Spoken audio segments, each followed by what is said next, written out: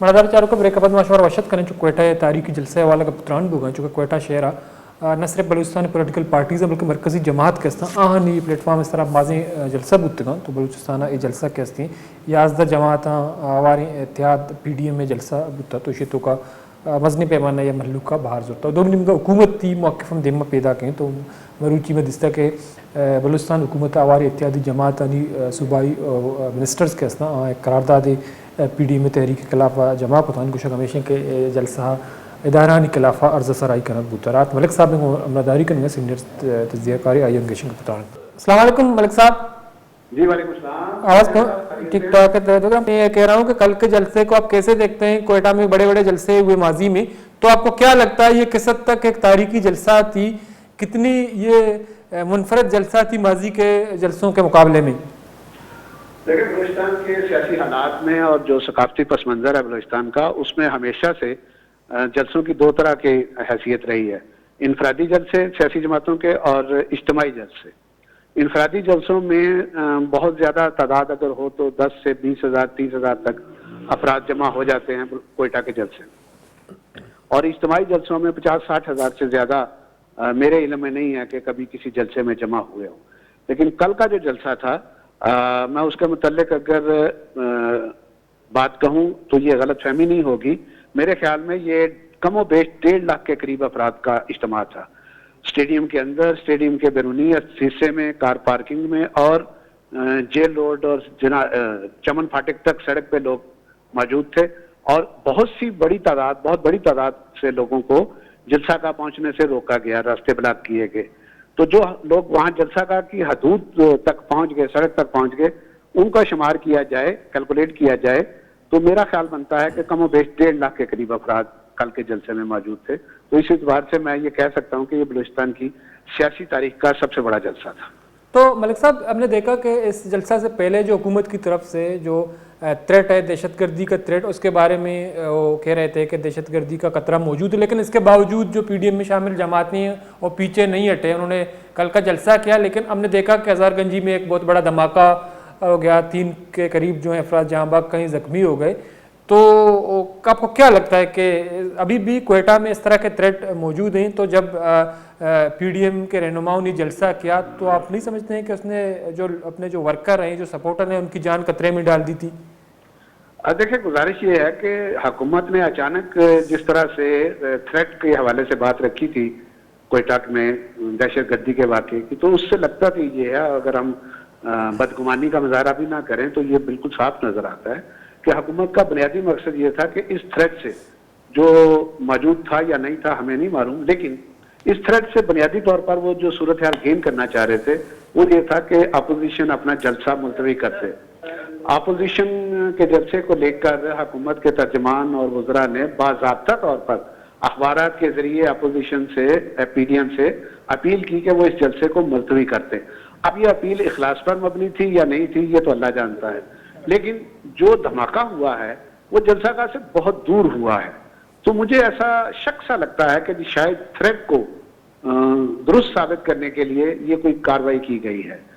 बदगुमानी से अल्लाह माफ रखे, हो सकता है कि जी वाक़तन किसी दहशतगर्द ने ये कार्रवाई की हो, लेकिन जिस तनाज़र में और जिस पस मंज़र में जो टाइम फ्रेम वर्क है वो बड़ा इंपॉर्टेंट है, और वो बहुत से सवालात उठाता है, शकूक व शुबात को जन्म देता है।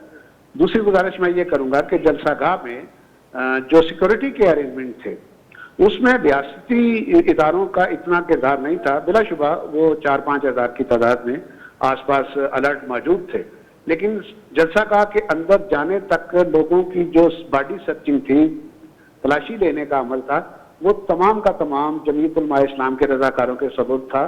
और मुझे ये बात कहते हुए बड़ी फख्र महसूस होता है कि इस जमात के रज़ाकारों ने बड़ी मेहनत और इखलास के साथ 20-25 लेयर की सिक्योरिटी चेकिंग का एहतमाम किया, और ये बड़ा शानदार था।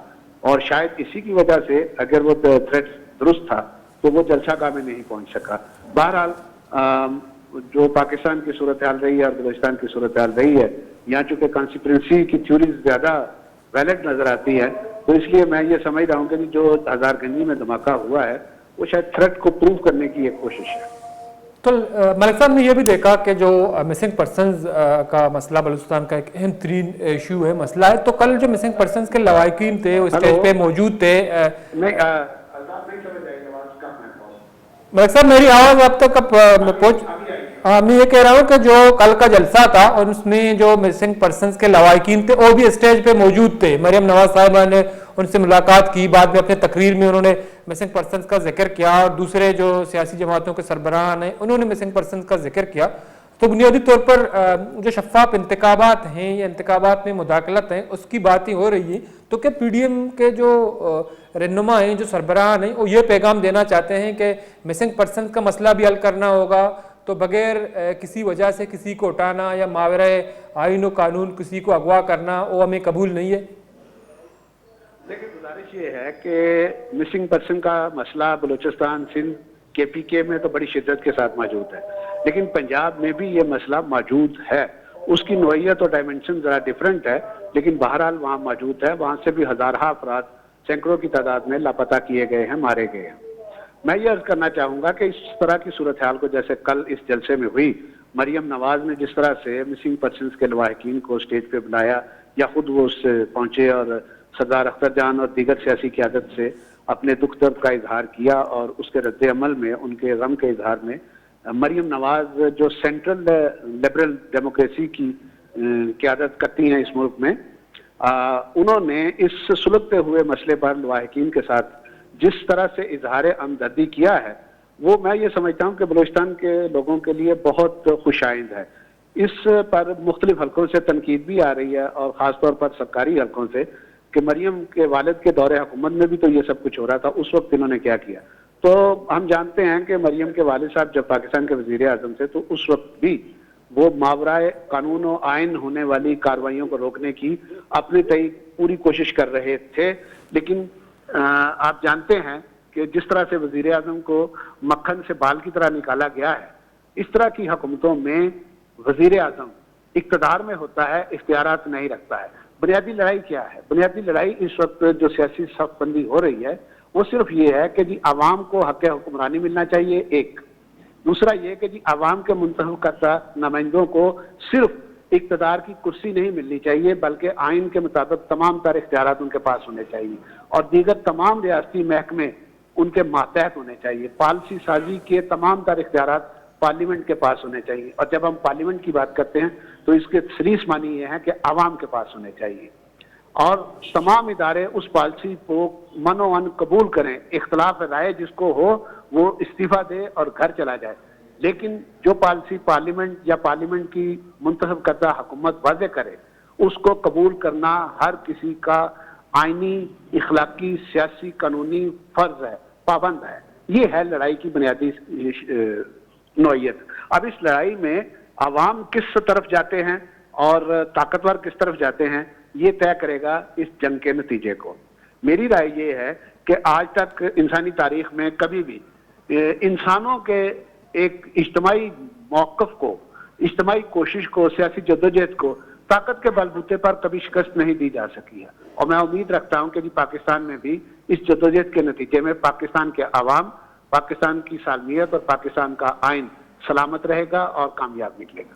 لیکن تو اس کے بعد ہم نے دیکھا کہ جان صاحب نے ٹویٹ کیا تو ان کا کہنا تھا کہ ڈاکٹر مالک صاحب بھی وزیر اعلیٰ رہے، نون لیگ کی بھی بلوچستان میں حکومت رہی، اختر مینگل صاحب کا انہوں نے جو ہے ذکر کیا، تو کہتے ہیں وہ بھی وہ مسئلہ حل کر دیتے. تو اب وہ اقتدار میں تھے جب وہ اس کے بس سے باہر تھا، اب وہ مسنگ پرسنز کا جو ہے شور مچا رہے ہیں. دیکھیے جان صاحب ماشاءاللہ بڑے سمجھدار آدمی ہیں اور بڑی اچھی بات کر رہے ہیں.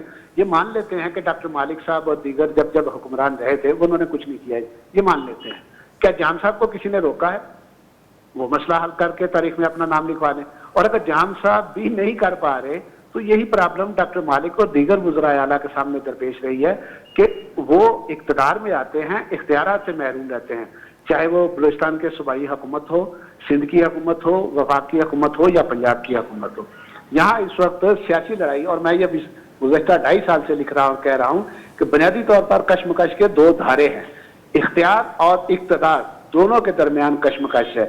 اختیار اقتدار سے محروم ہے اور اقتدار اختیار سے محروم ہے. جو لوگ برسر اقتدار ہوتے ہیں بظاہر ان کے پاس اختیارات نہیں ہیں. اختیارات کہاں ہیں یہ آپ جانتے ہیں. اور جن کے پاس اختیارات ہیں یا جو اختیارات کو بروئے کار لاتے ہیں اور رکاوٹیں ڈالتے ہیں وہ بظاہر برسر اقتدار نہیں ہوتے ہیں. تو وہ اقتدار سے محروم گروہ جو ہے وہ ناکام کرتا ہے سیاسی حکومتوں کو، بالکل ویسے ہی جیسے جان صاحب نے کہا کہ جی ڈاکٹر مالک بطور وزیر اعلیٰ کامیاب نہیں ہو سکے، تو میں یہ کہوں گا کہ جی جام کمال صاحب بھی ڈاکٹر مالک کی طرح کامیاب نہیں ہو پا رہے مسنگ پرسن کا مسئلہ حل کرنے میں. تو کیا جام صاحب کو بھی انہی رکاوٹوں کا سامنا ہے جن کا ڈاکٹر مالک کو ہے؟ اور اگر ڈاکٹر جام صاحب کو کوئی رکاوٹ نہیں ہے تو وہ مسئلہ حل کرنے ہیں، کس نے روکا ہے ان کو؟ مسئلہ حل کر کے سب کو غلط ثابت کر سکتے ہیں، وہ مسئلہ حل کر کے تاریخ میں اپنا نام زندہ اور جاوید کر سکتے ہیں. اور اگر وہ مسئلہ حل کرنے سے قاصر ہیں اور نہیں کر پا رہے ہیں تو ماننا پڑے گا کہ جو مجبوریاں ڈاکٹر مالک کو تھی وہی تو لیکن ملک صاحب جو مجبوریاں ڈاکٹر جمال کمال صاحب کو ہیں لیکن ملک صاحب جو پی ڈی ایم کا جو سب سے بڑا موقف ہے وہ ہے شفاف انتخابات، یا ملک میں جو ہے اثر نو الیکشن اور اس کے بعد الیکشن ہوگا وہ شفاف ہوگا، جو مداخلت ہے وہ نہیں ہونی چاہیے. لیکن ہم گزشتہ کئی دہائیوں سے دیکھ رہے ہیں کہ بلوچستان میں جب الیکشن ہوتے ہیں تو کبھی فری اینڈ فیئر الیکشن نہیں ہوتے ہیں، بہت زیادہ مداخلت ہوتا ہے الیکشن میں. تو کل کے جلسے میں کچھ جو سربراہان ہیں، کچھ رہنما پی ڈی ایم کے، تو انہوں نے بلوچستان میں جو راتوں رات کنگز پارٹی بنائے جاتے ہیں اور اس کے بعد ان کو اقتدار دیا جاتا ہے، تو کیا پی ڈی ایم کا یہ جو تحریک کا حصہ ہے شفاف الیکشن، تو اس میں اگر یہ کامیاب رہے تو بلوچستان کو کتنا فائدہ ہوگا؟ جب بلوچستان میں فری اینڈ فیئر الیکشن ہوں گے تو عوام 20-25 سالوں کی وہ کوئی آئیڈیل تاریخ تو نہیں ہے. جھگڑا اور ہونا کس بات کا ہے؟ صاف اور آئیڈیل نہیں ہے کہ ہم دنیا کی دیگر اقوام کے سامنے فخر کے ساتھ سر بلند کر کے کہہ سکے کہ یہ دیکھو یہ ہے ہماری سیاسی تاریخ، یہ ہے ہمارا ملک جس میں آئین اور قانون کی پاسداری، بالادستی اور پارلیمنٹ کی بالادستی اور عوام اور جمہوریت کی بالادستی موجود ہے. چونکہ ایسا نہیں ہے اور یہ ایک حقیقت ہے، تو جدوجہد کا محور بھی یہی ہے. اور اسی محور پر رہتے ہوئے مسئلہ صرف یہ نہیں ہے کہ جی انتخابات کروائے جائیں، مسئلہ یہ ہے بنیادی طور پر کہ شفاف، صاف، بلا کسی مداخلت کے عام انتخابات ہوں. اور یہ انتخابات ہونے چاہیے سینٹ کے ہونے والے 21 مارچ 2021 کو ہونے والے انتخابات سے قبل، اس لیے کہ یہ بات اب ثابت ہو چکی ہے کہ 2018 کے انتخابات کا مینڈیٹ چرایا گیا تھا. لہذا 2018 کے مینڈیٹ کے ذریعے، انتخابات کے ذریعے مارز وجود میں آنے والی صوبائی اسمبلیاں اس بات کا حق نہیں رکھتی ہیں کہ جی وہ سینٹ کے اگلے انتخابات میں اپنے نمائندے منتخب کریں. اگر ایسا ہوتا ہے تو پاکستان میں آئین اور قانون کی بالادستی کو نہ صرف دھچکا لگے گا بلکہ صوبائی خود مختاری اور پارلیمانی نظام کی بالادستی کے متعلق جو آئینی دفعات ہیں، جو آئینی تحفظات ہیں، جو بیریئرز ہیں، ان کے ٹوٹنے کا بہت زیادہ خدشہ پایا جاتا ہے. تو میرا نقطہ نظر یہ ہے کہ مارچ سے پہلے جنوری فروری تک اسمبلیاں ڈیزالو کی جائیں اور اس کے بعد ایک ایسی حکومت بنے 2 ماہ 6 ماہ کے لیے جو صورتحال کو واضح کرے، امن امان بحال کرے، کچھ مہنگائی کم کرے اور انتخابات کے لیے راہ ہموار کرے.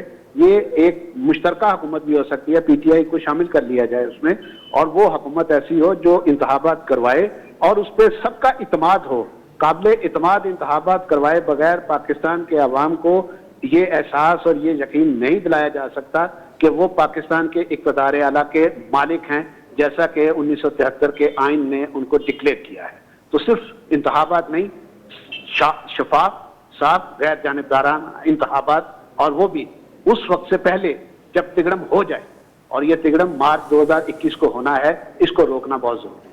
ٹھیک ہے، بہت بہت شکریہ ملک صاحب، ٹائم نکالا پروگرام میں شریک رہے. مدر جناب رات ملک صاحب کا پتران کھنگائی گوشہ ہمیشہ ایک تاریخی جلسہ ہی ہوتا. تو پی ڈی ایم ہماری سیاسی جماعت کے استان یا پی ڈی ایم میں مستری ایجنڈا سر نو انتخابات یا انتخابات کے استان الیکشن ودی ملکہ بند تو آنی تو کا مداخلت مبی بلکہ غیر جانبدارانہ شفاف اور فیئر الیکشن بھی چرشیا چاہ محلوق کے رائے کے ہستے یا محلوق کے رائے آئی اور اہمیت دیکھ بھی یا محلوق اما مردمارا ووٹ کہاں یا اما امیدوارا ووٹ کہاں تو آئیے کامیابی کے ہستے یہ بڑا دیوارا جنک مبی چونکہ ماضی الیکشن مدستہ کے اما کامیابی امیدوار کے ہاں عواما ووٹ داتا تو بلے آ کامیاب نہ بودتے کنچے امیدوار دیما الگ بودتے کہ آ عوامی مینڈیٹ نہیں. بریک کے ضرور 50 میں عظمتہ ساڑی بھی گیشن کا پترال.